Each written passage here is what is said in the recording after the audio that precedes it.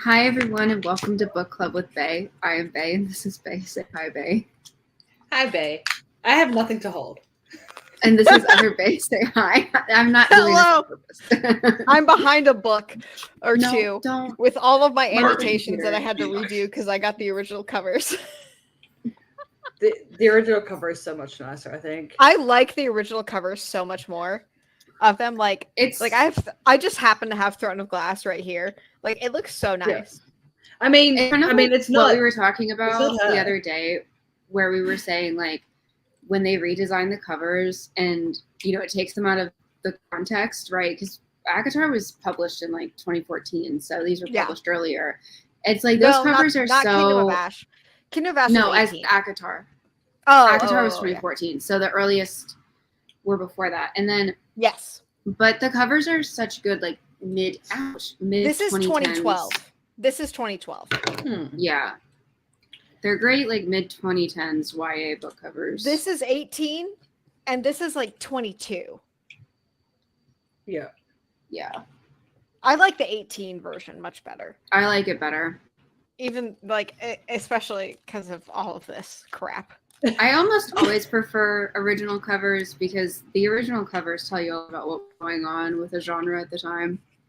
But also, like, the one qualm I have with the original covers is, like, this is supposed to be Aelin. This is not Aelin's hair color. Okay. She's golden. Aelin's golden blonde. This is Manon's hair color, which bothers me because on all of the covers, it is this. Yeah, maybe secretly the main character the whole time was Manon. But honestly, yes. Considering the most quoted line from this whole series is "Live, Manon, live." Oh, speaking of Manon, actually it's relevant. I was about to say, oh wait, no, but it happens this book. Yeah, because here's all the original covers of all the books. Yeah. I like the original ACOTAR covers better too.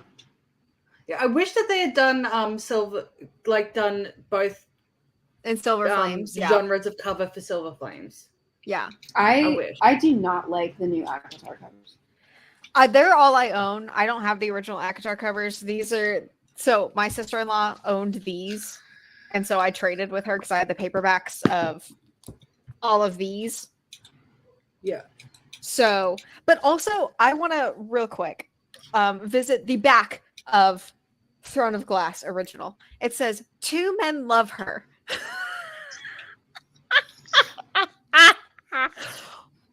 I'm sorry. It's acting like Kale or Dorian is going to be endgame, when in reality it is the third option, which is Bird Boy. But and look, I need to say this as well because we have mocked Mummy, I want to fuck a bird, but Mummy, I want to fuck a bird. But in her defense, that bird had like a whole. Does she ever? I don't think she ever makes out with him while he's a bird. No, because when he's a bird, he's like a raven. Yeah, he's like this big. So Mummy, he's like bigger than my head. It's not a Mummy, I want to fuck a bird situation. Well, a shapeshifter is fine, but like a raven mocker. But like he's mostly they hooked up. Yeah, they hooked up before he had a human form. Yeah. So that is Mummy, I want to fuck a bird. Can't wait till we do House of Night again, guys. Can't wait. Oh God. I don't want to. It'll be time. We got time. Yeah. I saw the most devastating tattoo on TikTok the other day. I don't think I saved it. I'm an idiot. She got Roman numerals on her arms here. No, not Roman numerals. Italian. So she had 2 5s, and then, like, it's all in black. So 2 5s, and then 2 single dashes, and then a bright red one.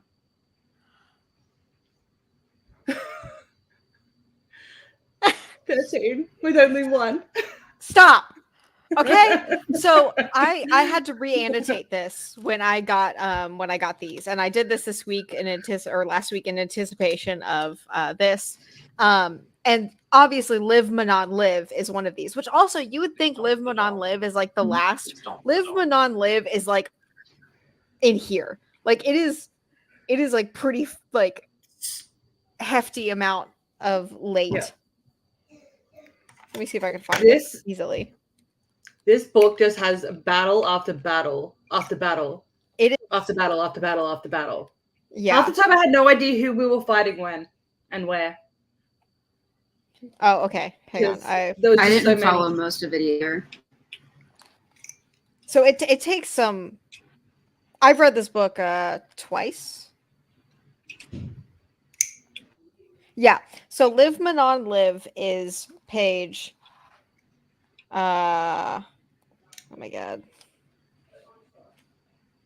Iskra's laughing. I'm so glad Iskra's laughing. Please.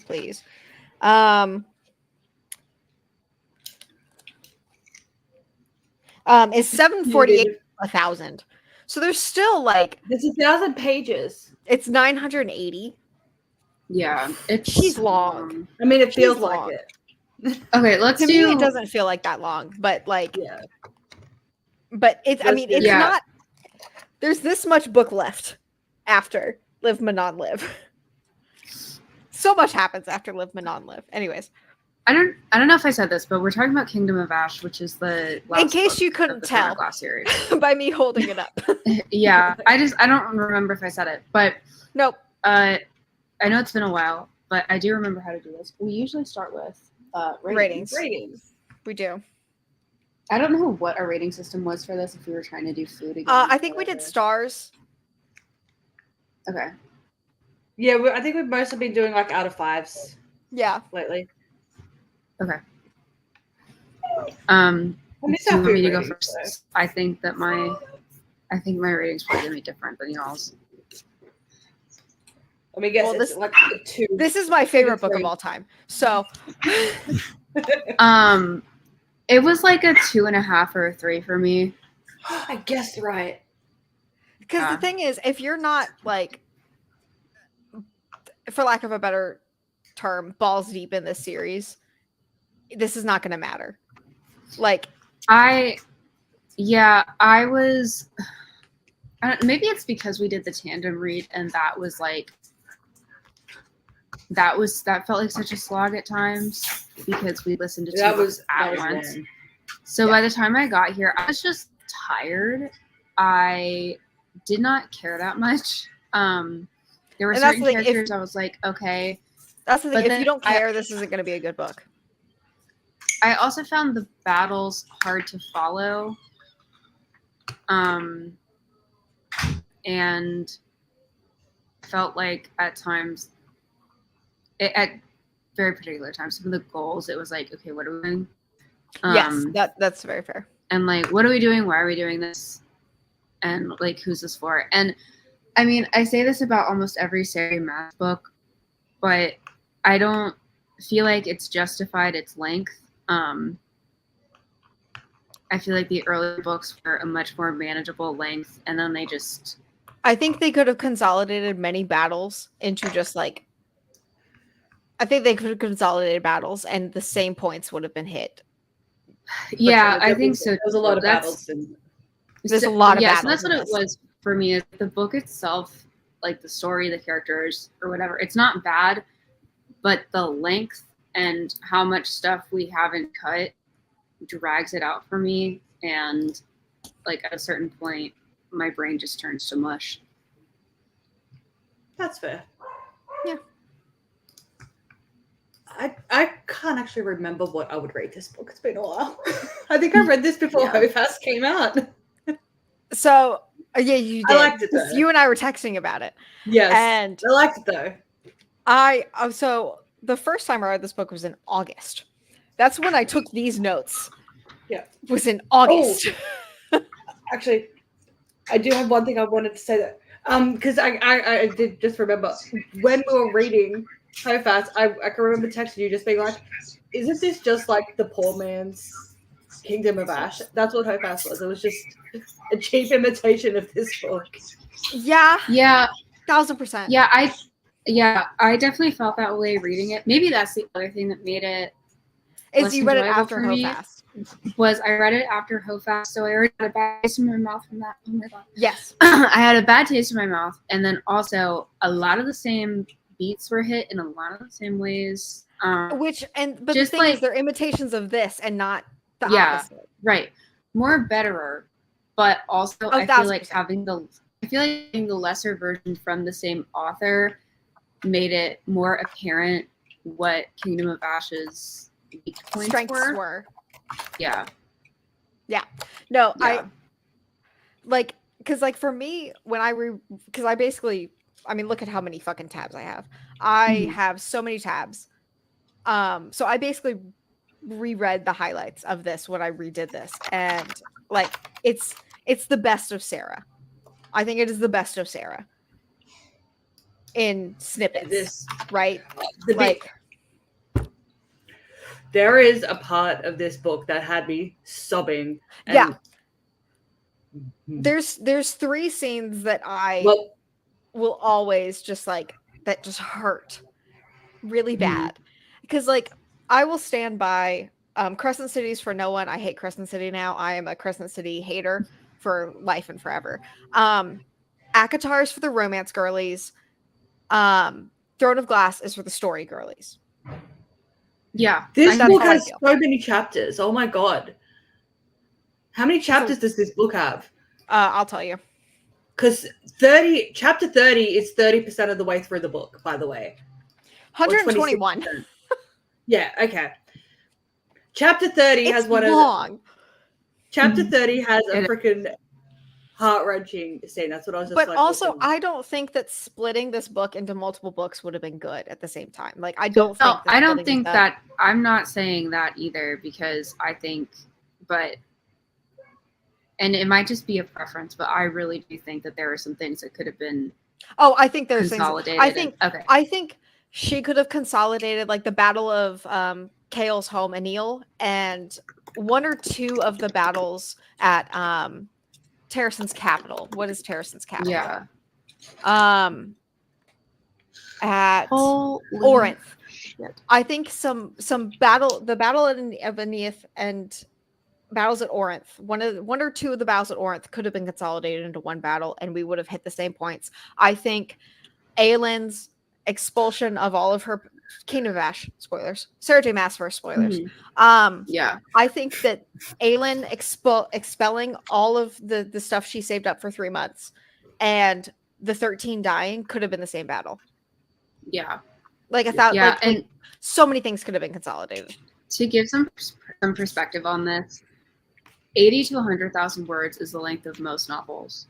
A novel is going to be considered long by the traditional publishing industry at 120,000 words. And this book is 270 something thousand words.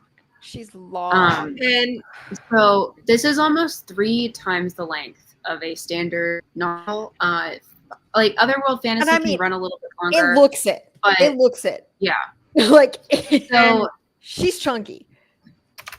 Kingdom of Ash. And I just need to convert that into audiobook, because honestly, it's however so many words means nothing to me. It means nothing to me. It's 33 hours. Most Mercy books are between 100, or all the Mercy books are between 90 and 110,000 words for reference. It's long. Yeah, the audiobook for this is 33 hours and 11 minutes long. Yeah. Whereas it's so long. Moon Called. Moon Called is 10. Yeah, something like that. But at the same time, this could not have been split into 3 books. I mean, because if you would split it into 3 books, the first book would be Aelin. It would end where Aelin gets free of God, I don't even remember her name. Aelin gets free would be the end of the first one. End of Anil would be like the second one. And then the third one would be the conclusion. But also, I don't think this should have been split into 3 books. So it's different. No, it doesn't need to be split into 3 books. It needs to be shorter. Yeah, there needs to be consolidation. And that's a Sarah problem. Sarah needs to consolidate better. It's a Sarah problem. And it's a Sarah problem that clearly has only gotten more out of control, because I stand by that you could have gotten Crescent City like 120,000 words or less, the first one. 1000%. Oh my God. Because the The first book is the plot is so simple. It's literally just there are somebody letting demons into the city. Who do it be? And it's like if you can, and there's almost no world building to do because everything's like the same. Yes. 100,000 should have done it.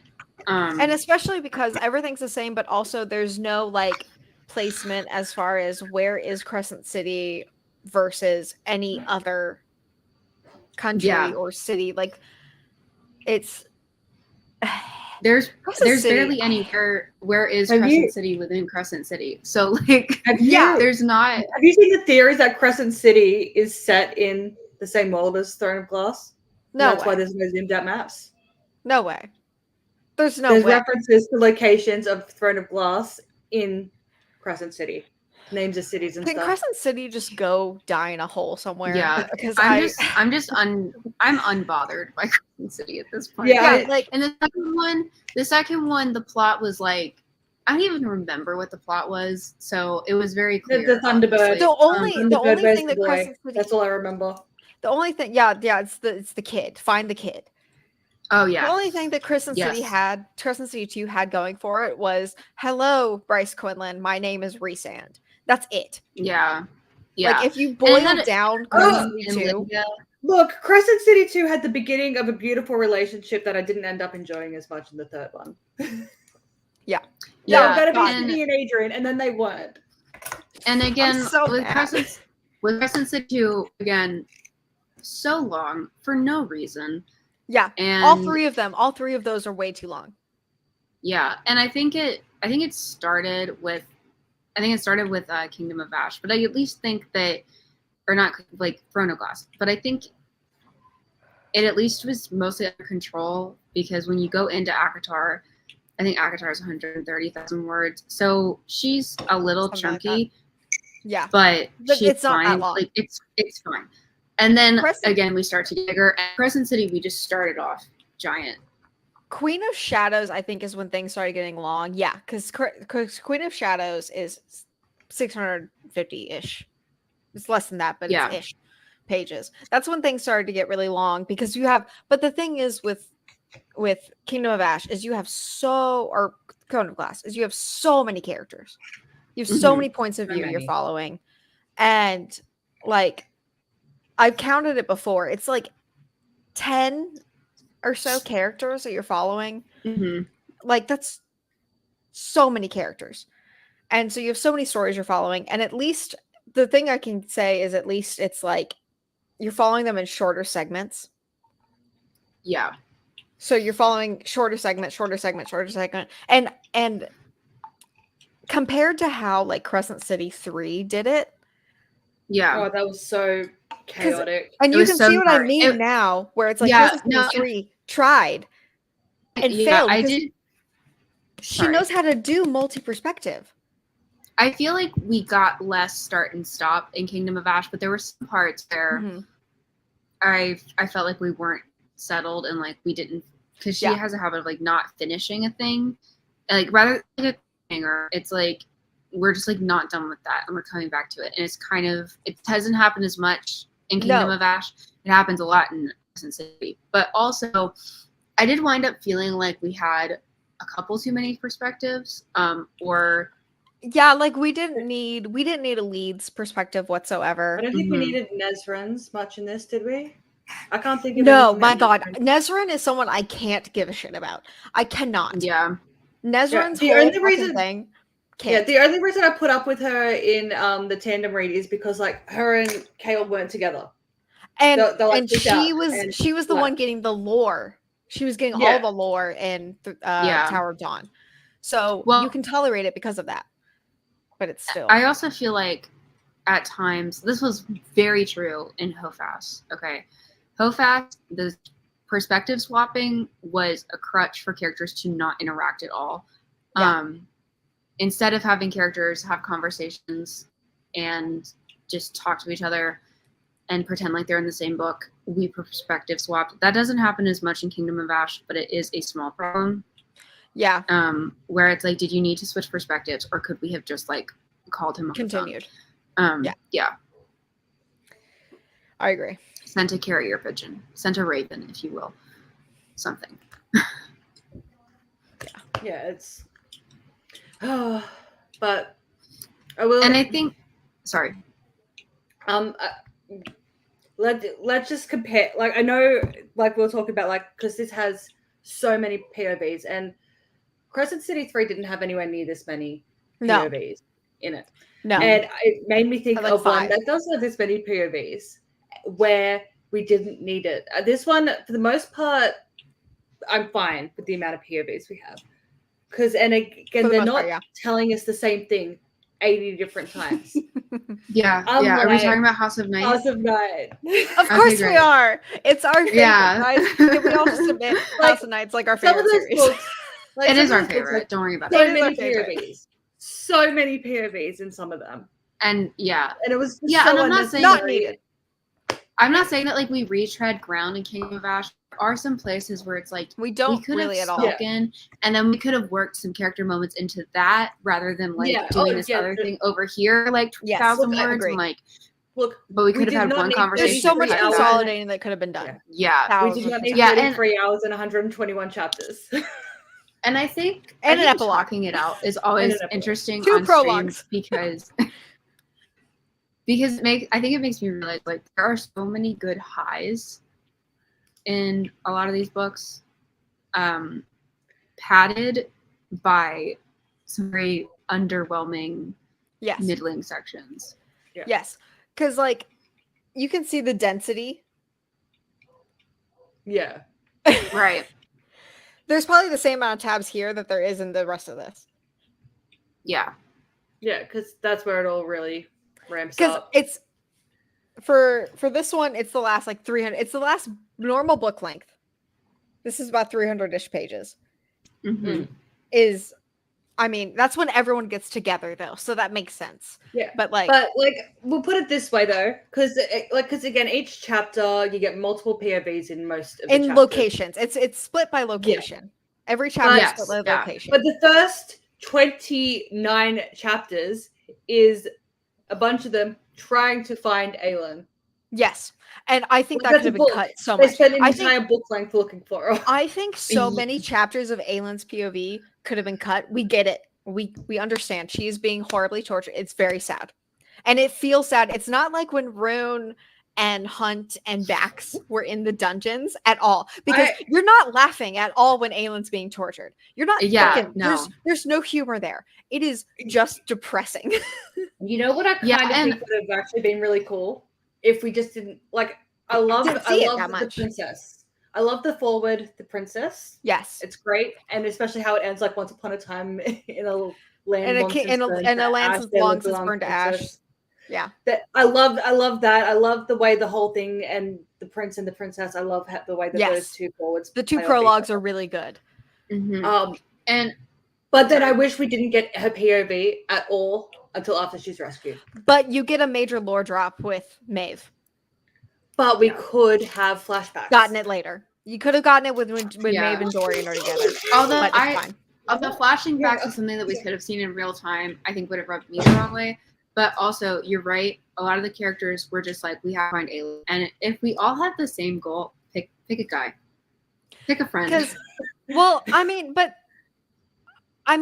So to be fair, Rowan, Elide, and Lorcan are the 3 POVs of Team Find Aelin. Everyone else was not Team Find Aelin. Everyone else was Adian and Lysandra were team we're fighting the war by ourselves. And then Team Kale was fighting the war by themselves. Team we're having a baby. And then team I know. Team Dorian and Manon were just sexual tension that was never I'm still so fucking mad. Given that she did nothing with it, we can cut it. I don't want her to, but she didn't do anything with it. But I mean, they do end up together, but like it's just it's ambiguous. While everyone else has a nice clean ending, Dorian and Manon don't. Which is they just need to have. Look, they just need to breed. He can have and have one of each, and then they can have their 2 heirs. Literally, so they end up. Presumably after the book is over, they presumably get married. Like because Irene at the end is like, you two should just get married. Like literally says you should just get married. And Manon's like, yeah, probably. Manon proposes to Dorian, okay? Like it's a they end up together, but it's just not clean like it is with everyone else. You know, this oh fuck, I was gonna say I lost it. I had something and then I lost it. God damn it. Manon and Dorian are my favorite couple of this series. They are very good. Oh, they're so I just good. remembered. Okay. So when they find Aelin, Rowan notices that all of her scars are gone. Like, because Maeve gave her. I've got a question. Yes. I'll see if I can answer. I mean, I don't know, right? Because I've never been tortured. I've never had torture scars. Yeah. Right. Uh-huh.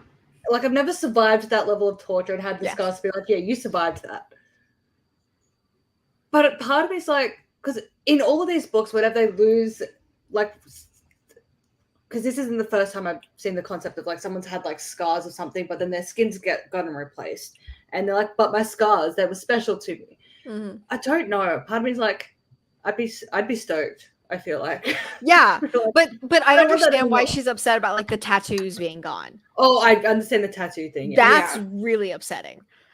But but it works out because Rowan redoes them with the word marks. I don't know. I can understand why you might not want them to be gone. Also, yeah, having your whole skin race, like, just surprise, would probably feel weird no matter what. Well, and she feels that she's like, because she says multiple times like her muscle density is gone. Like like like she is a completely different person. Yeah, like it's rough. Yeah, and you definitely like you feel that, but it, like regard to scars, even if I don't know, even if like you're like maybe I want to get them something, whatever plastic surgery is in Throne of Glass, I guess. But I don't know, like having it happen against your will is like a different thing. I feel like. Yeah. Like I get it, but then I'm also just like, but it'd be so shiny and new. Yeah, it'd be so shiny. And also, it's not like she's like 100 and some odd years old. Like we have to remember. The thing is also the thing I don't like about, and this is romantasy in general. Everyone is like 12.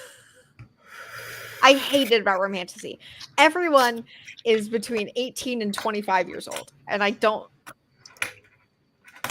Mercy's 30 something. Yeah, can we get some older? Can we get some reasonably aged? Where's my 120-year-old pro tags? Like, you know what? That's I've read a couple books where the protagonist is supposed to be old. I don't like it. Like I was always like, I think I'd like, and now like I don't like it. Really? Yeah, and also I feel like, let's say you're 60 and you're an author, right? At that point, you can relate to like when you're writing from your experience as like a POV character. You have a lot of years that you can work with, you know, where you have a lot of direct experience and stuff like that, and you also like know a lot of people, hopefully, and have a lot of like peers and probably younger people that you know, so you can stay hip with it. But like, I don't know what's going on with people who are 120. It's true. That's fair. I don't even know what that does to your brain. That's fair. Yeah. I think there's also a reason why there's the fantasy trope of like, if he's so old, he's going crazy and he might just explode. Yeah. And I don't know. I mean, I will say that's actually one thing I really appreciate about Patricia Briggs in general is like the old wolves that have like, even like, and when I say old wolves, I mean like maybe even a couple 100 years old for some of them. It varies. Like there's a sliding scale of how old is too old. But they start to go batshit. And they need to be sent off to Bran so he can control them because they're going crazy. Because they're old. And Bran he's barely holding it together, and like he's hella old. But like he's barely holding it together. Because he's just like eternity is long. Eternity's long. You know what would be fun though? a protagonist that's like a genuine 7-year-old. That's what? Like they're just like 70. And what? That's it. What did he I don't do? know. And tweet. Send tweet. Not like a middle 70, not like Just Edward, just 70. Human Is this 70. in fantasy or just in general? You know I'm what? just trying- Fantasy. Let's I'm just fucking trying to go. figure out what the fuck a 70-year-old's doing. Gonna be doing in a fantasy book. Whatever Maybe they they're- want. You can have a badass 70-year-old. Yeah. Poor kid, no. Just the inn. Oh, actually, it's like the innkeeper, and that's like, and half the book is like tales of travelers and shit. There we go. I'm actually trying to work out how the fuck you'd make a protagonist be 70 years old, functionally. You in a could do fantasy it. world. They could be like a triathlete, you know? Then they've I got, would spend you can the have a entire fit as book heck. terrified of them falling over. Okay, because that is the you quickest can way to be kill an fit. old person. You can how fit at fragile 70. do you think 70-year-olds are? Look, once you hit about 50, especially if you're a woman, once you hit about 50, falls are dangerous. Falls are bad. Falls cut years off of lives. That's true. That's fair. That's They fair. do. But like they're But you doing can No, be something. I'm not saying terrified of them falling over like they're so frail they're gonna fall. I'm like, please don't fall or you will become frail. Yeah, Because it takes longer to heal than but that could be a Stuff plot on point. I know. But you got to take your Plot calcium point. supplements. That's all. Yeah. It's fine. Every chapter starts with her taking her calcium and vitamin D supplements. Yeah. If you do Or that, then multivitamin. you can. If you do that, then you can fall down the stairs and not break anything. Book advice from I Book would Club know. of Bay. If you have a 70-year-old protag, just make them take their supplements. It's fine. Have them work out and take their supplements. Do hip exercises and knee exercises. That way, if they fall, and they can't, they're less Did they likely want to to break their hips. Did I tell you guys about when my mom fell down the stairs? Yes, Our entire yeah, Yes, she was yes. so bruised. She looked Yes, like she someone was. had beaten the crap out Yes. of her. I know. And then she had to go But and she takes- tell the hospital, no, I swear I actually did fall down some stairs. Yeah. And Your poor father. I know. Well, because Dad just woke up. There's blood everywhere, and he's like, he thought it was the dog at first. It was not. It was like he follows the trail of blood back upstairs, and he's like, "What the fuck?" What's happening? Mom says, "Well, I didn't want to be inconvenient."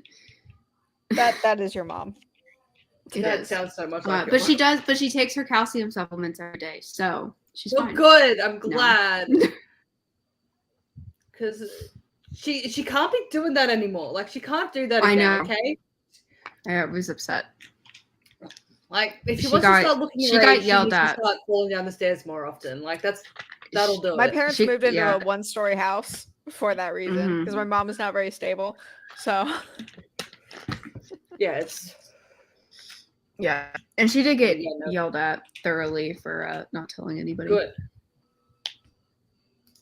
Then just make sure you just keep bringing that up every so often, though. Just for like, put her in a place and remind her. Yeah. Like, if you fall downstairs, you tell someone.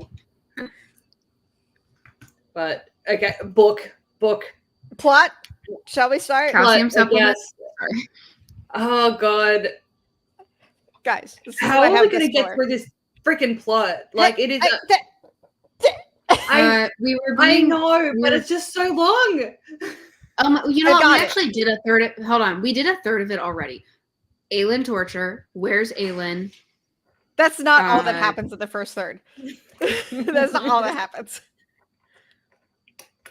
I mean, And that's Yeah, but and that's the first kind of- quarter. It's not the That's third. that's one location's storyline.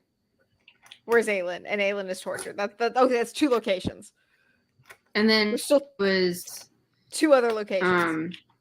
yeah. 2, 3. No, I think just two. Two. That's Team There's- find Aelin, and then there's Doran and Manon, and then there's Aiden. Yeah. Yeah. Kale. Oh.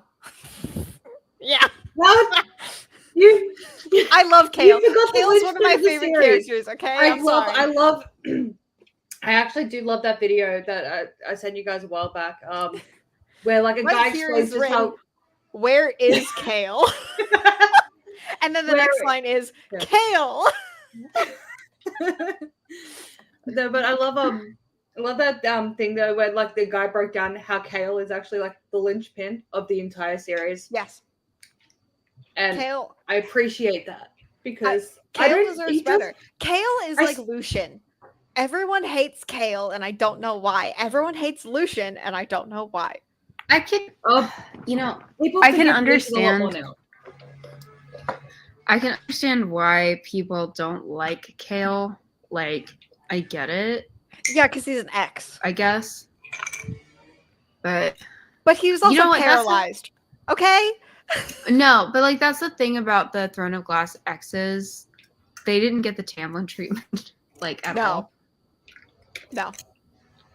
You know, I'm saying like being like, oh well, you know, like he supported genocide and this. I'm like, no, and he's racist because he was scared of her being Fae. Because remember, I remember Yes. how I posted on Reddit Okay. being like, why does everyone hate him so much? I don't get it. And those were the reasons I got. Because He's Faye, racist. at the, He's so- racist and supports genocide. I started. Oh God, here we go. I started rereading this book Yeah. because Mhm. I'm doing my annotations of it and on. Kale or Faye at this point are thought to be extinct Yeah. because they are a very terrifying race. It'd be like aliens for us. Yeah, so that's my thing, okay? In fantasy books, in my opinion, if you're trying to do an allegory for the gays, which at one point House of Night pretends that the vampires are gays, which is weird. So for like being gay, for having some disease or something, or race or whatever, like it just doesn't work because if it's like humans versus this thing that's actually genuinely powerful and you should be afraid of, but also those are just an allegory for gays. It's like, okay, yikes, cool. Yeah, but So like I just that's don't not how read it- it that way. But And that's not how it's treated here at all. gays can't look at me and just set me on fire because they feel like it, like from a distance. Yeah, Like it's Meanwhile, not the same. Aelin right. Aelin Right, is gay the people powerful of all Sarah J. Maas. Yeah. Gay And- people never was. are And she's a- genuinely And she not can't control a herself. threat to my safety. Yeah. She And was Aelin can't- not anymore, but she was Yeah. more Yeah, and she powerful can't- than Reese. And she couldn't control herself, and that was Kale's first. And he was raised on propaganda.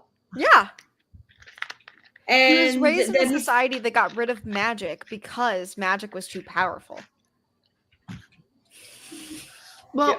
and like, yeah, it's propaganda, but like, also, I mean, and you know, and on the genocide thing as well, right?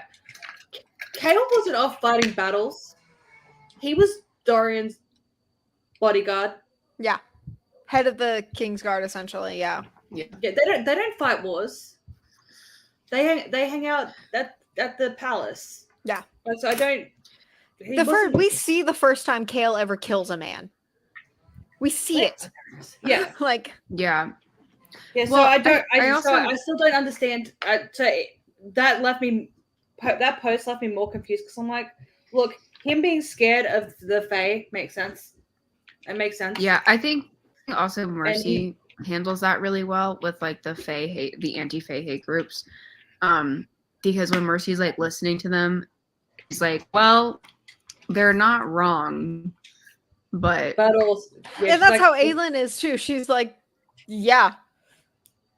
And even in Yeah. this book, one of the scenes when she lets out her 3 months worth of like centering, Mhm. one of the Kalganate princesses is like, that is not a power to be envied. And Rowan's like, what? And she's like, no, like that's terrifying. Having that much power is Mhm. horrifying. Yeah, and Aylin's scared of her own power as Yeah. well. She spent the entire beginning of First the series, 4 especially being books. like, I'm so glad that magic is gone. Yeah. It's like She says it in I the can first, control like, myself now. in this much of the book, she's like, I'm so glad magic's gone. Magic's terrifying. I don't want any part of it. Yeah. Anyways, okay. Plot. Yep, Aylin's good. being tortured. She's sad. Manon is not having luck finding the Krakens. Dorian talks to Gavin, who is the ancestor of him and Aylin. Gavin is such a Lorcan, funny name for this world. I know, right? Lorcan feels bad, man. Rowan dreams about Oh. Aylin being pregnant and with their and all of their kids that they're gonna have, and it's very sad. Kale is on a boat. Dorian and Co is debating on where to go next. And they get intel on the Krakens. There's one page. Mm-hmm.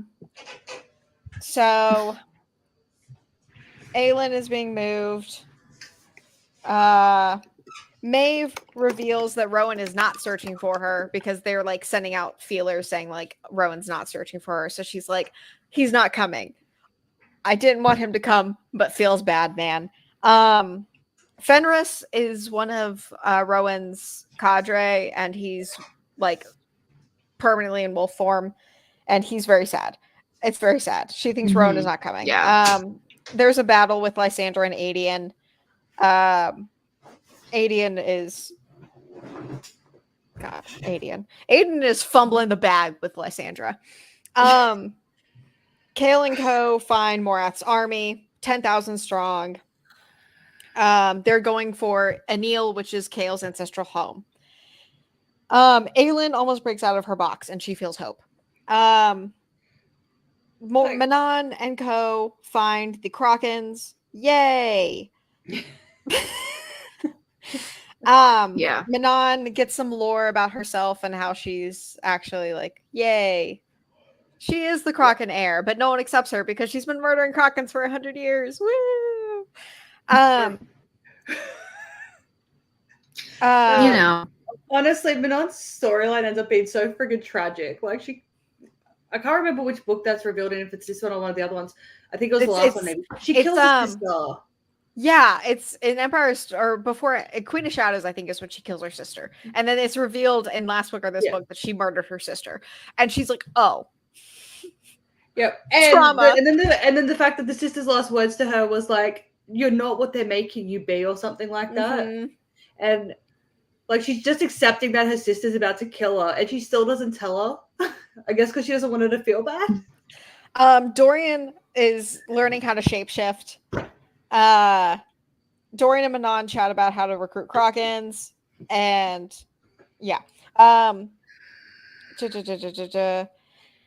Aylin or Lysandra is posing as Aylin because Aylin is obviously kidnapped, and they need the figurehead of Aylin, Galathinius. So Lysandra is posing as her, and Adian is very unhappy because he's a bitter son of a bitch. And which I'm not. Look, I don't know why Adian's so upset, right? Like this is like a dream come true for him.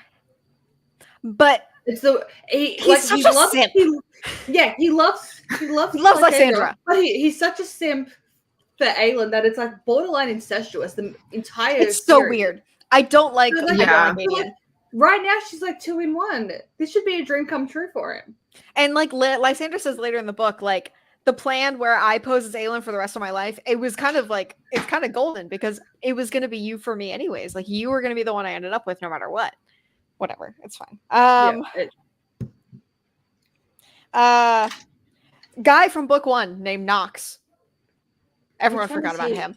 He was in the trials with Aylin. Yes, that's right. That's right. The poisony dude. He's here, and he's like, oh my gosh. I remember remembering him. He easily figures out Aylin and is like, hey, Adian, I know that's not our queen. And he's like, okay, well, will you go send messages out to people?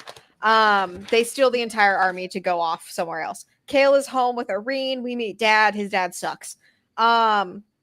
Kale's dad is going to evacuate the city and prepare for siege. So Maeve is telling her with Aylin. Maeve is telling her story. It was telling stories. And like, so this entire time, Maeve is creating false ideas, like false histories in Aylin's mind to try to get her to swear the blood oath. So she's like showing her and Rowan meeting for the first time, quote unquote. And we get Maeve's story from her perspective, very clean and pretty. She had wanderlust for new planets, but her husband wouldn't allow it. Her husband being Erwin, I think. So she left, and she's trying to get Aelin to say where the keys are. But Aelin obviously does not. We learn that Rowan is trying to lure Maeve's army somewhere with the quote or the idea of a word key or a collar. Elid's gonna go. Lorcan spots 50,000 troops battle. Lysandra spots they battle. It's very sad. Elid goes and gets confirmation Maeve is gone, so they're like, okay, we got to get Aelin now because Maeve is gone. Rowan is very much like, I don't want to hope that my wife is here. Literally my wife, because they got married at the end of the last book. Manon and Dorian are traveling with the Krakens.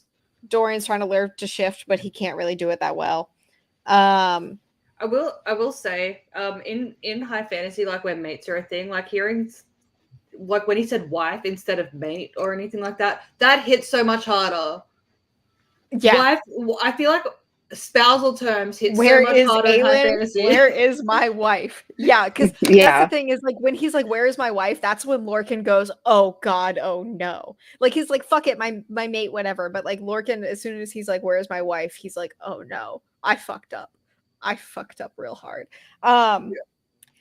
So we find out that the Krakens believe in love and loving people, and Manon is like, "That's a foreign concept because they don't love."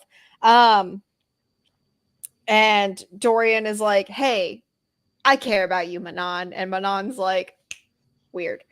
Aelin is in her box. Rowan's at camp. We make her move to get Aelin. Let's see. Fen breaks the blood oath to Maeve. Fen attacks the torturer. Aelin is free. Rowan is here. Lorcan and Gavriel, who is Adian's dad, who's also one of the cadre, see Aelin. Lorcan gets her. Aelin the quote is like, this wasn't a queen, this was an assassin. And like, it's a very badass scene. Rowan murders very slowly, murders the guy that was torturing Aelin. Fen is alive.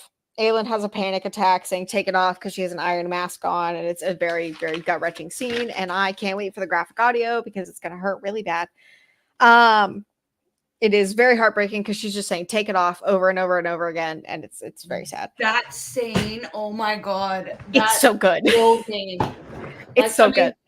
Just the narrator did so well on that scene. Yeah, because it's Aelin going, take it off, take it off, take it off. And every time she says it, she gets more desperate and like it's sad. And we are now a quarter of the way through the book. Yes. She gives Fen the blood oath because Fen is dying. And so Fen gets the blood oath, and now she has 2 blood sworn in her court, and they make it to a little cave. Dorian is better at shape-shifting. Let's see. Dorian accidentally summons Kaltane, which is fun. And she's like, you got this, but get the key and get out. And he becomes a raven, which is significant because not anymore because Crescent City 3 happened. But the Dorian triplets, which is Dorian, Rhysand, and Brune, are all described as like raven-haired, and he becomes a raven. That was significant, but not anymore because who cares? And Manon is like, what do you think you're doing? Are you leaving? And he's like, huh? Let's see. Aelin barely believes that she's alive. Basically, she and Rowan have a chat. And they fill each other, her and Rowan fill each other in on what's happened. We make our way to the coast. Lorcan so Lorcan's love interest is named Elid. They fight. Elid's mad at him because she thinks he was crawling after Maeve in the "Where is Aelin? Where is my wife?" scene, So she's mad at him. In Kale's home, the army finally gets close. And then, like, I will say though, like, look, how long have they been looking for her? Weeks, months? I don't 3 know how long months? it is. Yeah, it's been a while. And in the last 3 months, she still hasn't said, like, they still haven't communicated at all about this. So she won't listen to him is what's kind of conveyed is like she won't listen to the fact that he's I know, like, but it's been 3 months. I know. I'm like, Elide, It's close stop. quarters. Like, you can't not at that point. Like, I know. it's already happened.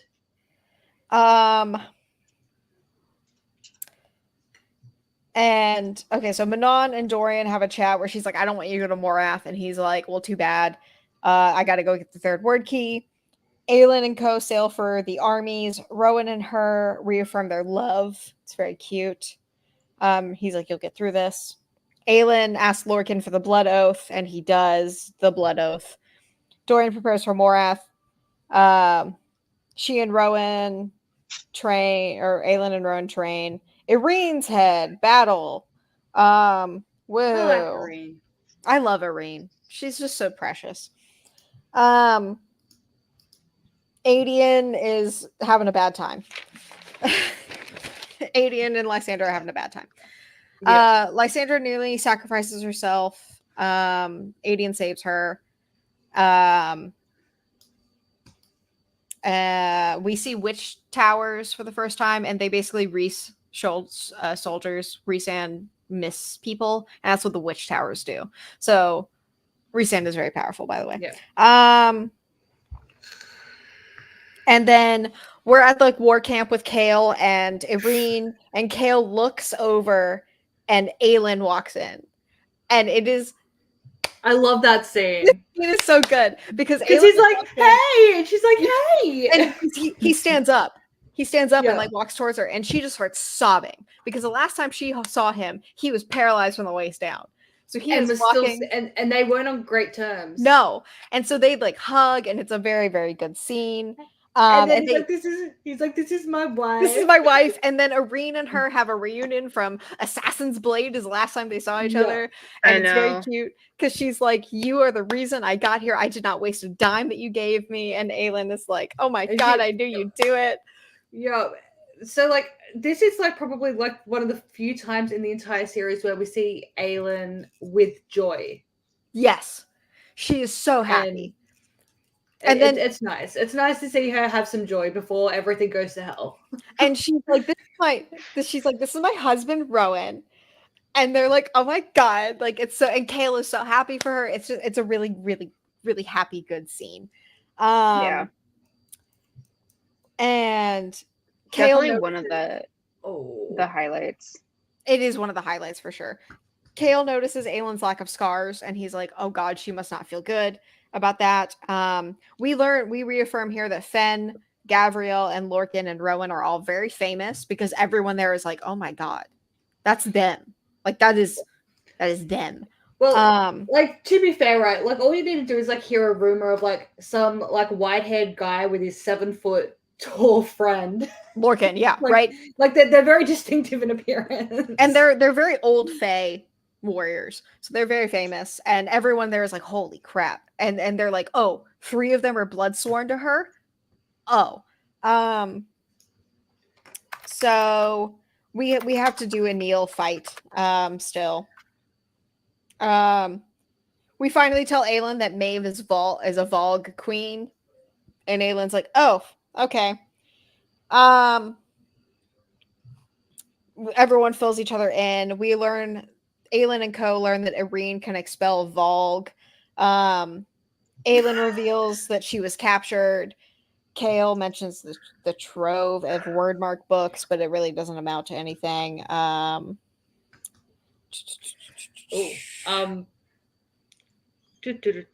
Present. I'm gonna share something. Okay. Yeah. I'm not reading all of my notes. Okay. Yes.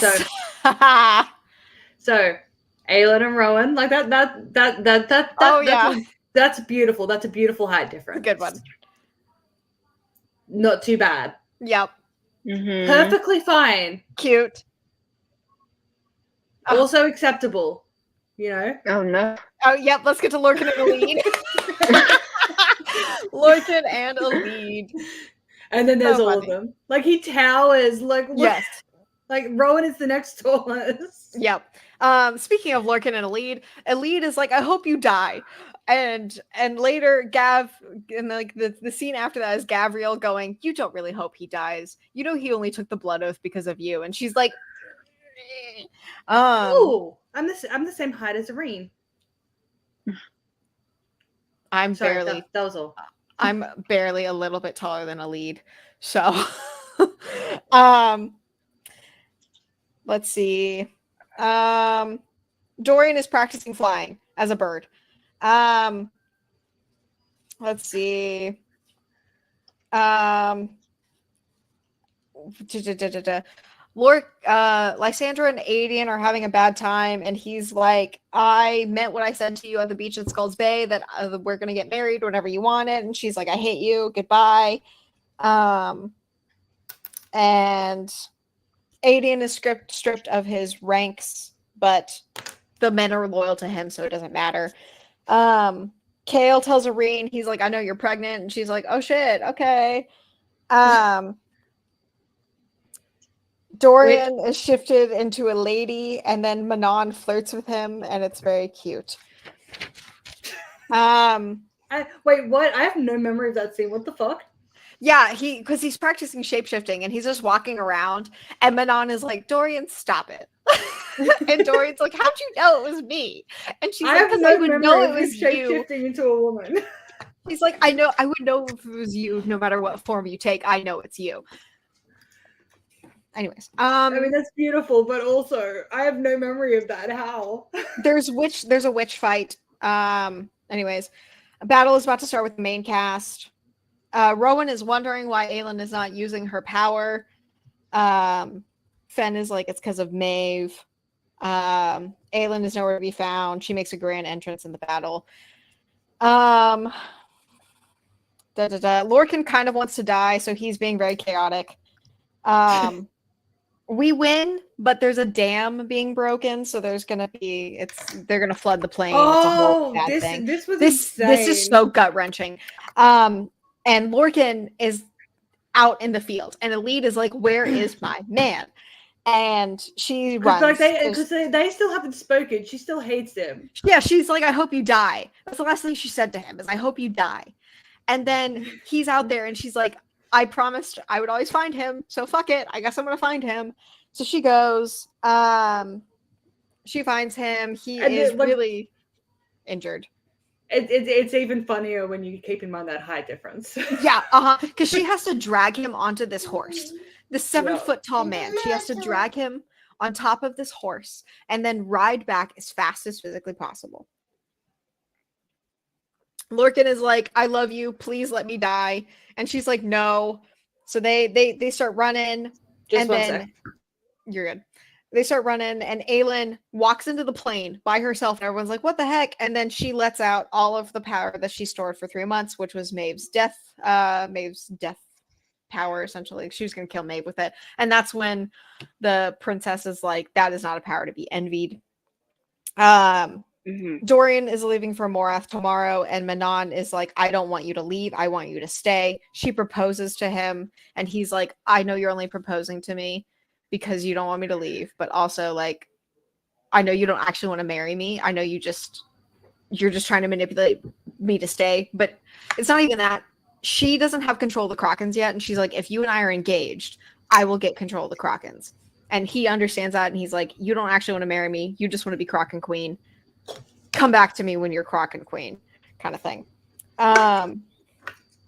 So they just boink, and he's like, I almost said yes, but I know she doesn't actually want to marry me right now. By the end of the book, she does. It's fine. Let's see. Battles are happening. That's it. Lots of battles. Lots of battles everywhere. Lorcan is fine. They're in love. Him and Elide are in love. Manon is very sad because her boyfriend is gone. But she is now Kraken Queen. It is a very good scene of her being crowned Kraken Queen. It's great. Oh, we're well over halfway through. Sorry. Oh yeah. Yeah. Sorry, I just found the scene where she's getting. Oh, did I freeze or did you freeze? Someone's frozen.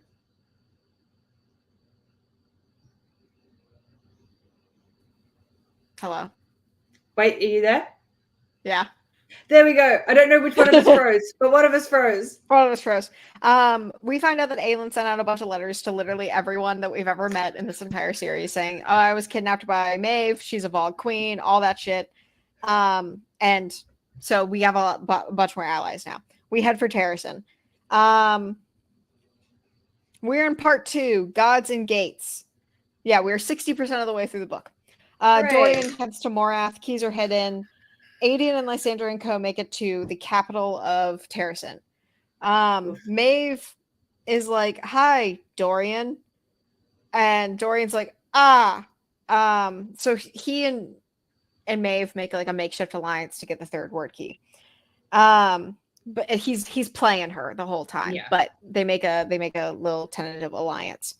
Because she's like, I want to get rid of Erwin, and he has the truth teller sword, so he's like, okay, so she means it. She wants to get rid of him. So tentative alliance. Main crew is traveling. Dorian finds Aaron's original tomb from Elena and Gav's era. Bonding between Dorian and Maeve. Odd. Maeve tries to get information. Orinth prepares for siege. There's 50,000 soldiers coming. And there's 2 witch towers. Dorian is preparing to steal the word key.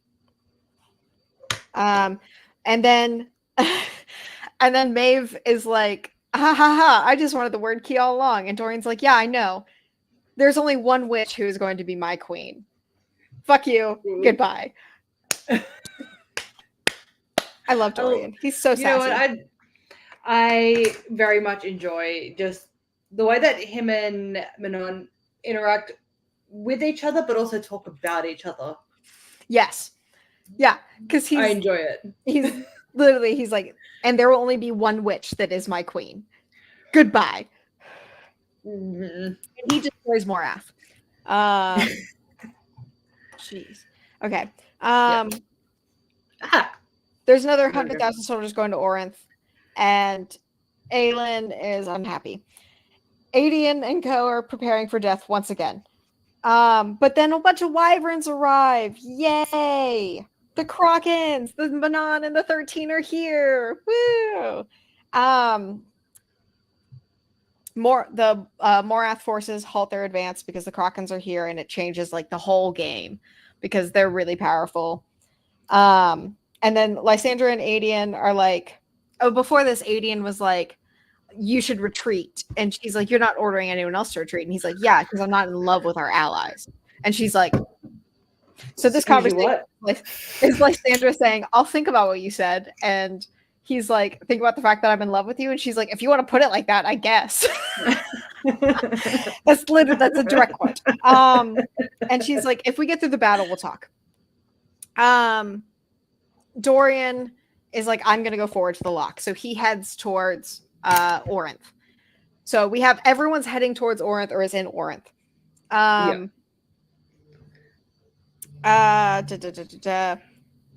Battles are happening. Manon is fighting. Lysandra is saving fallen Krakens. Counters the Vogue Prince. He dies. Aelin and co are going as fast as they can. Rowan retattoos Aelin. That is very important. Lorcan and Lead are fully together and agree to do so. So Lorcan did is right here, which is one of the biggest angry points of the fandom because she's like, show me everything as far as like boinking goes. Yeah, because yeah. And so all it says is, so Lorcan did. That is the line. That is it. And everyone wants to know what Lorcan did. We know what Lorcan did, but still, it is so frustrating. Yeah. Let's see. Look, Oh God. Oh no, we're here. look. That said, though, right? I mean, like, I understand why she didn't show it because I'm pretty Yes. sure she has said like multiple times like she won't write characters first times. Yeah, because it's a private moment. And I like, and to be fair, no matter how it's written, it'll be wrong. Okay. Yeah. Because either it's just going to Yes. be painful and we're just going to be like, well, this is awkward, or it's not going to be painful and we're going to be like, well, this is fake. Yeah. So it's just, I feel like leaving people wanting to know what Lorcan did. What Lorcan did. And then we move the better option. And then we move to Abraxos getting his neck chomped on. Oh, do we know that he has a mate yet? Yes, we knew this like a book and a half ago. That that Asteron's dragon was his mate. Yes, we knew this. But Abraxos is getting his neck chomped on, and Manon is just screaming, crying, like, please stop, please. Like, you can kill me, I don't care. Just let him live. And she says, I love you to Abraxos, and it's very, very sad. And then the Blue Bloods show up and help, and it's great. Manon makes it to safety. Oh God, I don't want to do this part. Oh God. It's okay. You can do it. Okay. So there's a witch tower, and there's no way to get rid of it because they're really powerful. So the 13. Oh, the way the witch towers work as well is that they do. Oh no, yielding. sorry. Oh no, sorry. That's a different thing. Yeah, but a bunch of witches have to do the yielding in order for it to activate. Yes. So theoretically, the only way for it to be defeated is for a bunch of witches to do the yielding again, which is like dying and exposing their powers, essentially. Witches in this world are weird. They have no magic until they die. Yeah. Like until they like off themselves, but in a specific way. They're overall like super powerful. Yeah. It's interesting. Okay, whatever. Oh, this is the first time I ever cried in an SJM novel. Got it. Great. And so Manon is grounded. She doesn't have her wyvern is out of commission. Abraxos is very not good. And Asteron comes up to her and is like, I got this. And then says, live, Manon, live. And she and the 13, or she and the 12, I guess, go off, and it's a very long section where like she recounts every single death of all of the 13. Yeah. So like, wait, it's not just live, Manon, live. Her second, her cousin, her friend smiled, eyes bright as stars. Live, Manon. Manon blinked. Asteron smiled wider, kissed Manon's brow, and whispered again, live. And then she just like bashes Manon in the head. Where did she go? Oh, I don't know. Uh-oh. She just keeps abandoning us. I know. Second time this week. I'm gonna get a complex soon. I know, right? I suppose I just continue until. Oh, 1 second. Okay, I guess we'll just keep going for right now. Yes. Okay. So Asteron's the last one. She does the yielding, and it's a whole thing where she's like, with the love of the man that she never had the guts to go back to. Like it's a whole thing about the guy that she had a baby with. That this whole thing. It's very sad. All the 13 yield and destroy the witch tower. Manon does not move for 12 hours. She just straight vibes for 12 hours. Very unhappy. And that was just like, because also it's just the way that it was written when they all like, as she and the 13 yielded completely and blew themselves in the witch tower to smithereens, and then it just like an end chapter. Like it's all like this beautiful poetry, and then it's just like, and then it just like cuts back to the brutality of like they just all exploded. But they also took out a good number of troops, so hey, good them. Good for I them. know, like, well done, but also, And did then you there's have to like kill me like that? I cried like a little baby. And it like goes into third omniscient for a second, and it's like somewhere in the wastes flowers bloomed. It says something along those lines. Oh yeah, and far away across the snow-covered mountains on a barren plain before the ruins of a once great city, a flower began to bloom. Because that was the prophecy. yeah. When iron melts, when flowers spring from the fields of blood, let the land be witness and return home. Yeah, which means the Oof. witches can go home now. Yeah. And then it's I wrote, "Fuck, dude, I can't with this right now. Hi, Dorian." Because Dorian rocks up to Kale and Aelin, and Kale just starts sobbing, and him and Kale just hug it out. Oh. It's very cute. I cannot But now. I love the wording of it though, as he collided with Dorian. Like so, like the two of them were like just bolting to each other and like crash tackle each other. Sobbing. I love it. Screaming, sobbing. So, and we have the 3 keys, so we can end this now. So the cast that's together takes a vote. Go north and do the war, or end it at the gate right now. And the ultimate vote is to sacrifice Dorian or Aelin and seal the gate and end all of this. And we're in Endovir, by the way, which is where this book starts. Which is where Thornglass starts. Full circle. Yeah, so we're full circle. Dorian and Aelin both want to forge the key. We start at dawn. Rowan is not happy. Rowan is like, my wife ain't dying. Dorian can do it. I don't give a shit. My wife isn't dying. He's in denial. You must live. And she's like, well, it's done. Like, I don't care. I will do it. Yeah, she's like, this isn't a democracy, it's a cheerocracy, and I outrank you. And Rowan's like, but you and Dorian can split the burden. Like, you guys are both descendants of Elena and Gavin. You can split the thing. So they do it. They do it now with Kale, Rowan, and Aelin, and Dorian. The 4 of them go to forge the lock together. Back where it all began in Endovir. And then she's like, my name is Aelin Galathinius, and I will not be afraid. Very sad. Aelin and Dorian's heads as they seal the gate. Dorian's dad is here. Oh God. This the rest of this book is just a long stream of just depression. Because Dorian's dad shows up. Welcome back. Hi.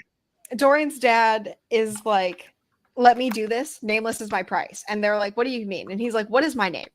And they're all like, what do you mean? What is your you don't have a name. Yeah. And he's like, yeah, you're right. So therefore, I want to take this burden away from my son. Yeah. Aelin, he's like, you and I lost can my do name. this. I've Yeah. lost it. I can't, because his name makes me so sad. I know. I can't even remember how we find out his name. I just know that he doesn't have one. When I And then we re-highlighted find it, out I what it was was. very sad. Aelin rips her hand from Dorian's and takes his dad's hand to forge the lock, and Dorian's like, what are you doing? It's very sad. Dorian comes back. Rowan is freaking out. Aelin uses a recompense for fleeing 10 years ago and getting that borrowed time, because for those that remember, my tattoo last time was a thingy that was like, and tell Rowan that I'm sorry that I lied. Tell him it was all borrowed time anyways. That the king of Aderlin gives Aelin a message from her parents. They love her and are proud of her, and the debt has been paid. The gods are like, okay, we're not going to stop Erwin, because this isn't our shit, so bye.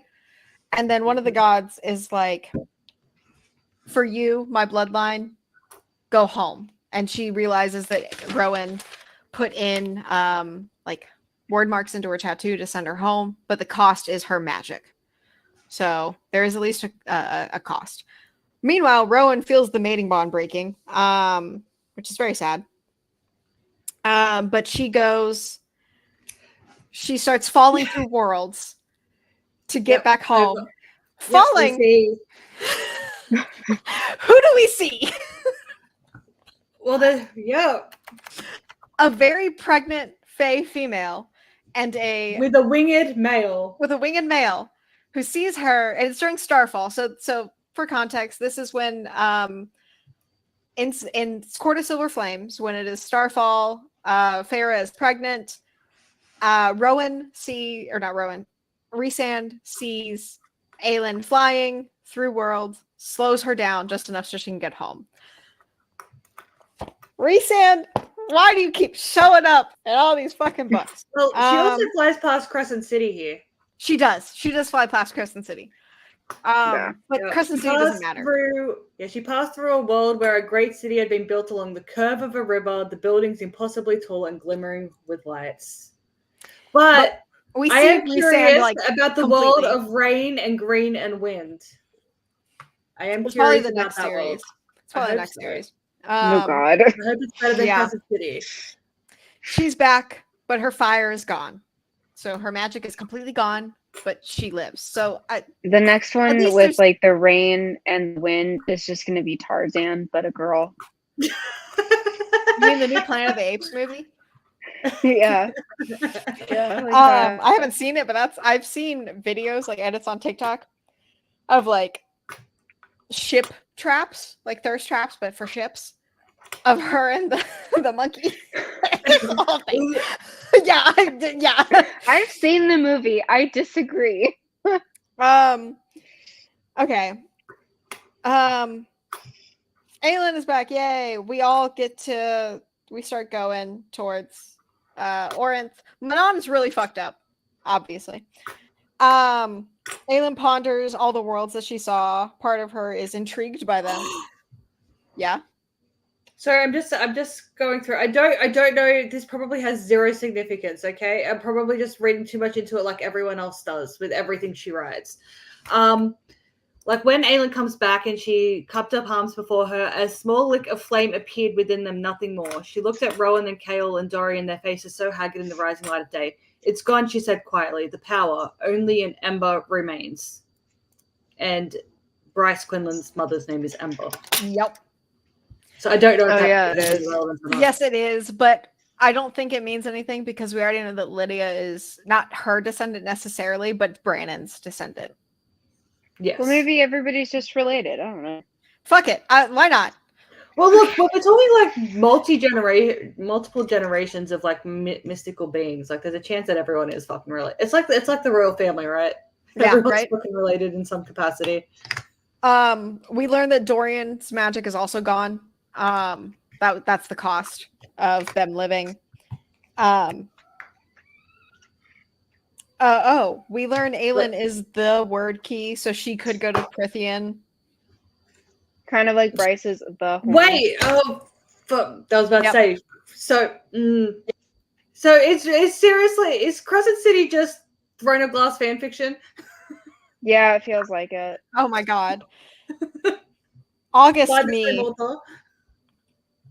And I said, I hope she cameos. It feels like I don't know, when people were like the new Star Wars, like when that started, and they're like, it's just copying, and nope, it feels like that. Yeah, like Crescent City feels like that for sure. Like it feels like she's trying to redo Aelin, and you can't redo Aelin. No, at least not with Bryce. Especially not with Bryce. Because like Aelin, she's cheeky, she's sassy, she's whatever, but she never feels bratty. The only thing Bryce ever feels like is a brat. Yes, I agree. She feels like she fumbled the bag with Erwin thing. She's like, I don't know what to do now that I'm alive. Lysandra and Adian make out, and she calls herself his mate. Very cute. Aelin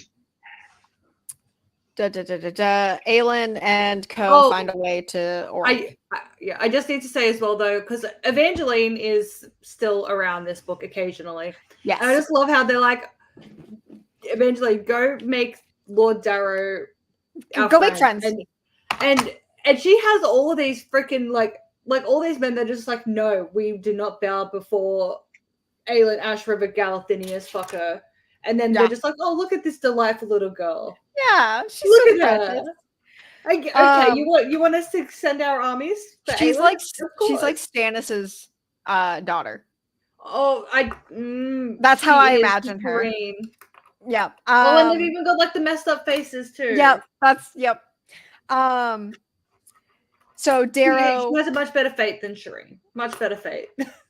Darrow names Evie as his heir because she is just such a precious little baby and recognizes Lysandra.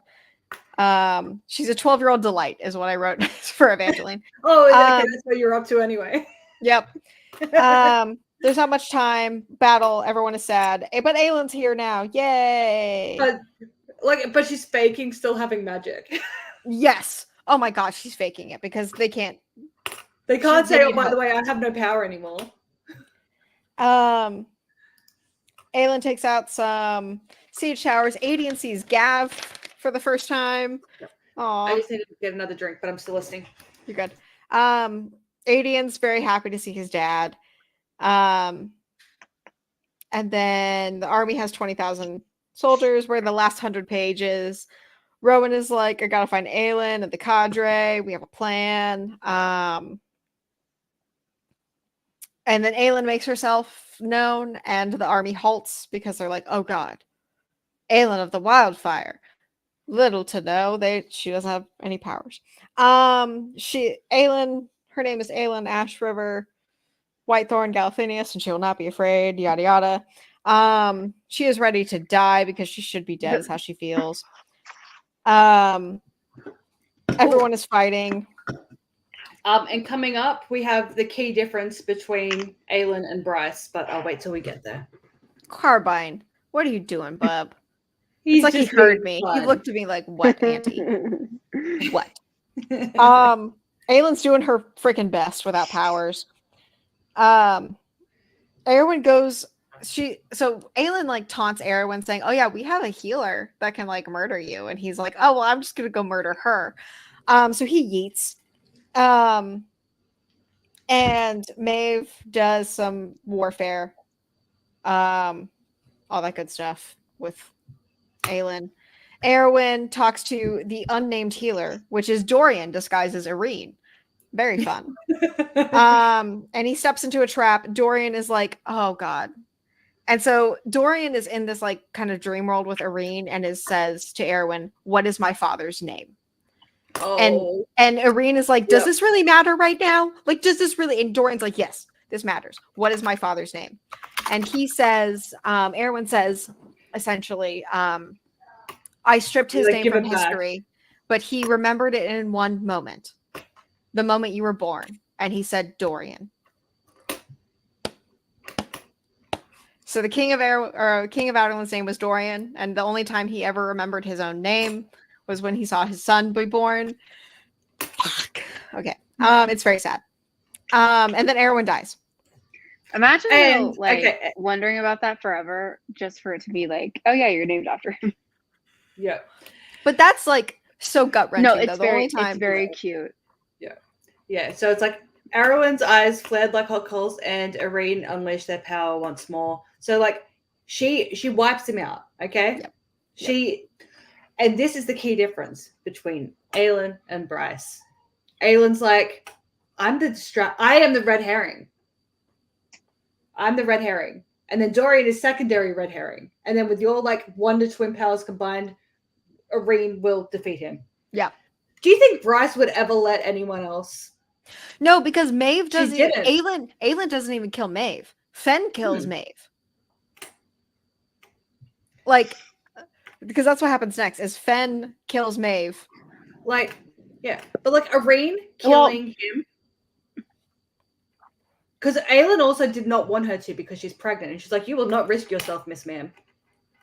And she's like, "I can." Who does Bryce actually kill? Bryce ends Bryce up doesn't actually doing kill the anyone. final. Because Bryce there ends is up doing no. like the final black hole sucky portal thing. Oh, there is at a the big end. bad. That's right. Yeah. Bryce ends up sacrificing herself at the end. Yeah, but she doesn't. because- But nothing Yeah, happens. but she doesn't kill anybody. No, I know, but well, she does. She sucks them all into the black hole. Yeah, she The ones kills that- the That's not- Ascari. by Yeah. proxy. Yeah, she has to have the big firework moment where she's the one that finishes the battle. Yeah. Whereas, and I will say, like, and Nesta, I feel like is more like Aelin because, like, at the end, like, what they're climbing that mountain and the boys coming. She's like, no, Yeah. you guys go get the glory. I will do what I need to do to Yeah. get you guys up there. And then they get the glory, and Nesta's just like, well, I guess I'm not. I don't get to be the one. Yeah. Which is But my friends do. And Yeah. Aelin's like, I don't get to defeat the big bad, but my friends did. and also for Bryce, there's no consequences. With Aelin, Aelin literally loses basically all of her magic. Dorian loses all of his magic. Yeah. Bryce, she's just fine. Yeah. She's fine. Anyways. And Nesta ends up losing most of her magic. Yeah, she does. I mean, she's still Yeah. powerful. she she's still loses strong, most of but it to nowhere- save Farah. Yeah. Yeah. Yeah. Morath's army starts to Thanos snap because Erwin is dead. We are finally here. Kale and Irene are cute. Everyone starts to kind of go off. The people cheer for Aelin, and Dorian is alone with Erwin's ashes on the balcony. Manon is here. And Manon is like, you will not find them in this sky or any other. And Dorian is like, come here, wifey. And they hug, and it's a very cute scene. Very sad. Darrow officially recognizes Aelin as queen. Everyone reunites. I'm being summoned. Sorry. You're good. We all mourn Gabrielle, Manon, and Alid. Who cares? Alid and Lorcan get engaged. Very cute. He's going to bind his lifespan to hers. And then Irene is going to start a healing school. I'm not in the last chapter, but I'm close. Okay. All of Aelin's court, not Kale, Irene, Dorian, and Manon, come to hang with Aelin and Rowan. They chat about what's going to happen now because it's like, oh God. Whole cast has gathered in the throne room. It is Aelin's coronation. It is very sweet. She is crowned. I cried again. Okay, that's great. And then I wrote, they should not be in Crescent City 3. Let them rest. Well, they had a rough book. They had a rough book. Well, she's already been there, so like It's true. Adian finally swears the blood oath after 20 years of lusting after it. And she's like, well, you wanted the whole world to see it, right? So here we go. She's crowned as queen. And Kale. and it's beautiful because like what are they? The little The sprites folk, or whatever. the little folk. Yeah, the little folk. They come and they give her their own crown. So she's double queen now. Kale gets a letter from his mother who he thought never really cared about. But what she writes is like, I have loved you since the moment you were born. And she's like, your father really limited us, but I want, like, whenever you and your bride are settled, I would love to stay with you. And Irene's like, we gotta build a bigger house. Yeah. Very sweet. Like, also, I know that like book dialogue is like more extra than normal people's speech, but then book letters are even more extra than book dialogue. But the years have been long and the space between us distant. His mother had written on that line. Just like, it's very sweet. And then it's just such a nice way of saying it's been too long. And then Dorian and Manon are like chatting with Kale and Irene right there. And Dorian's like, you should like come to Rifthold to like train some wyvern riders or something, like, you know. And Manon's like, I guess. And Irene's like, just get married, you stupid hoes. And she's like, okay. She's like, I guess. She's like, it'd be easy. I like how it's just like, it'd just be easier if you guys just make it easier. If y'all just get married. And they're like, It's cute. Last chapter, a week later, everyone says everyone says goodbye. Aelin, Kale, and Dorian have their goodbye, and she says, I love you both so much. And it's very sad. Good. And all I could think of is the fan art of the three of them really old, and Aelin hasn't aged a day. Oh god. Yeah, that's right. That fan art circulated for a while. Okay. Now it's just Aelin and Rowan. The last line of this book is Tell Me Tomorrow, which is the last line of Throne of Glass. Is Tell Me Tomorrow. Very sad. Epilogue, everyone rebuilds. Adian and Lysandra decide to get married. Aline and Lorcan get married. But what happened to Dorian and Manon? I'm Angie. And that's the last note I have for this book. For this series. I can close. I can close. But that, like, obviously, did Dorian and Manon get married off screen? Like, it has to happen. Yeah, but I love how the book ends on such a hopeful line. It's for across every mountain, spread beneath the green canopy of Oakwold, carpeting the entire plain of Theralis, the king's flame was blooming. Which, rereading this, in these first, like, you can't really tell how far in I've tabbed, but like I'm only 50 or so pages in. She finds a king's flame bloom and she like stamps it out really quickly. Because I mean it's the symbol of her people, and it's the first foreshadowing that she's Aelin Galathynius. And yeah, so she and Rowan live happily ever after, have a million children. Everyone has a million children and they're all living happily ever after, and it's very good. And Gavriel is the only major death, and Adian is very upset because he's like, I never got to know my dad. What's that? Yeah. But everyone's happy. Yes. Oh. And the biggest question is Dorian's brother? Oh my god. King of Heaven. Yeah, because Dorian's brother is never talked about in this book. Like, no. Dorian has a mom and a brother, and they're just not around. Dorian's just king. I am a supporter of that theory that he's the king of Highburn. Yeah, I'm into it. I like it, but no, it's that series was a slug. It was a slug. Like it was long. I enjoyed it, but it was. It's a long series. But that book again, 121 chapters, and an epilogue and 2 forewords. Yep. Granted, the forwards are only a page. So yeah, the prince is really little. Like the prince is the so prince short. and the princess are a page and a half each.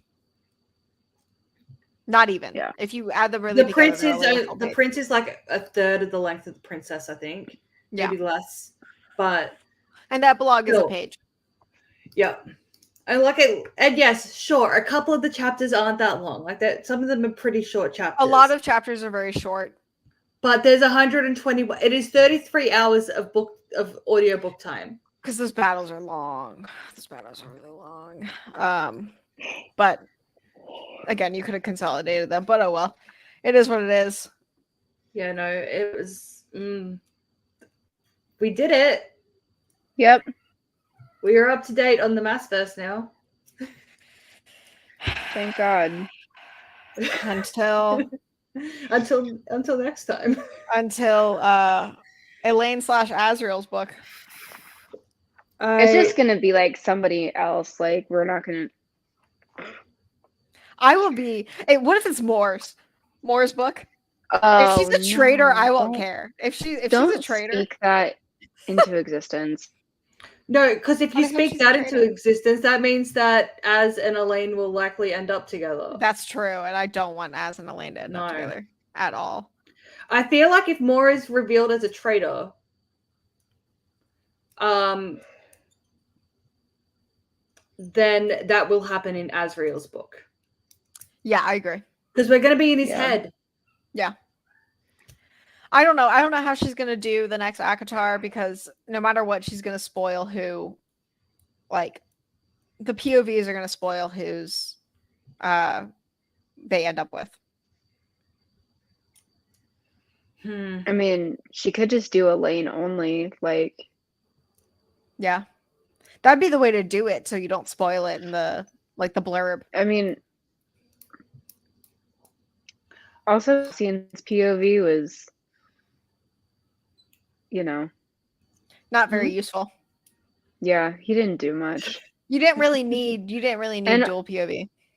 And No. honestly, half the time if we're just in like the guy's head for the sake of the romance, I'm like, please get me out of here.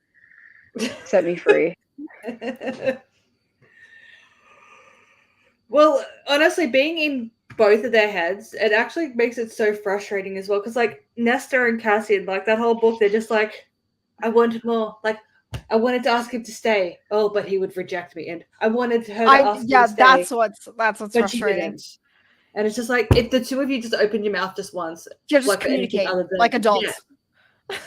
Yeah. It also takes away some of like the, I don't know, like the build up, because you're like, well, they like each other anyway. Yeah, it's like I feel like Akatar is a good example of like we, like the reader, we know that Reese is into her. Yeah. She doesn't know that Reese is into her yet. Yeah. And it's fun. Like it wouldn't be as fun if we're in Reese's head as well, being like, I just want her to realize that I am into her. Yeah. That's why Akamath, the fanfic, from Reese's head is good. Like I liked the fanfic from his head, Yeah. but it's Mhm. fanfic for a reason. Yeah, and it's separate. Like it's something that you would read after the fact. Yes. And that's fine. Like if you want to add in a second, like the other person's POV as like, I guess, gap filling and whatever, like for like midnight sunning it, that's fine. But it's something that happens after the fact. Post fact, and like just fills in some blanks. Yeah. Yeah. But We're doing Night Huntress next. Yes. Do I At have some notes from point, Night Huntress? it'll be in a Yeah, It'll be in a few few weeks weeks. minimum, I imagine. it'll be in a few Yeah. weeks. I do have the but- notes for it. I have. I should probably at some point Definitely read that then. definitely less than 33 hours. So Yeah. How long are they? they're the Mercy length. Oh, excellent, beautiful. That's gonna feel. It feels so weird now when I listen to like a normal length book. It feels so weird now because I'm used to. We've been doing high fantasy, modern high fantasy for too long. But they're all just insanely long. But ew, yuck. Yeah. So that's Sarah Glass. I mean, my notes are half as long as they were for this book, though. So Oh no. Yeah. yep, they It's- are. They're Well, it's a Pretty fun long. time, and we'll get to it. Look, that's the good thing about book club as well, is though, like I hate starting new series. And I don't know why. Like I want to. starting a just new can't. series is very daunting. I don't like it either. There's a reason was- why I've reread Night Huntress a number of times in lieu of doing something different. Yeah. And sometimes my fear of starting new series makes my brain go, you know, it'd be fun listening to this torturous series that I've listened to before and did not enjoy at all. But I know it. I hate that you did that to yourself. Yeah. There have been times and where I've just re-listened to like Lux or House of Night or something just because I'm like, I'm too well, scared House to of start Night's anything new. different. No, by myself. It's horrible. It's been a number of years since I've re-listened to either of them by myself, just because there's nothing else. But I did Soul Screamers recently, and I'm just like, I don't know why I did this. Horrible. I don't know why you would do that to yourself. But but a number of years ago, like this is also Rachel Vincent, I read the first book in the Unbound series by her, and the second and third books weren't out yet, and so I feel like maybe it was because I'd already read the first book years ago that I finally felt comfortable enough to finish the series. So I'm on the third book now. And I'm proud of myself. on my own volition. I started like new books, and I'm Proud of you. Yeah, growth. Yeah. I tend to, in my own life, I tend to stick to standalones because of that. Because I'm like, Yeah, I will say, regardless of like anything with Rachel Vincent, she does change things up in her fantasies, right? Because like Shifters is werecats as opposed to like werewolves or anything. Soul Screamers is banshees. Like Yeah. you don't really read a lot of like banshee urban fantasy. And then Unbound is people are skilled or unskilled. So unskilled people are just people, but skilled, some of them can walk through shadows. Some of them can bind contracts, like mystically speaking. Some of them can just tell truth from lies. Some of them can track people based on their name or their blood. Stuff like that. So she does do different concepts in her books, which is interesting. Mm-hmm. And this one's kind of like a mafia series. Well, I think that's it. Yeah. I think so. So a couple weeks from now, we'll work out dates when. Yeah. Because all right. I think busy. you're the only one that has to read right now. Yes, I am. yeah. Yeah. So I've only read the first one, but But if it's short, like I'll be able to do it like on relatively short notice, so that's fine. So whenever we work out the dates is when because I'm worried I won't retain the information. Yeah. If I read it now, so I'll wait. But we will do that, and we will be back in a couple weeks. Okay. Yep. Bye. Bye.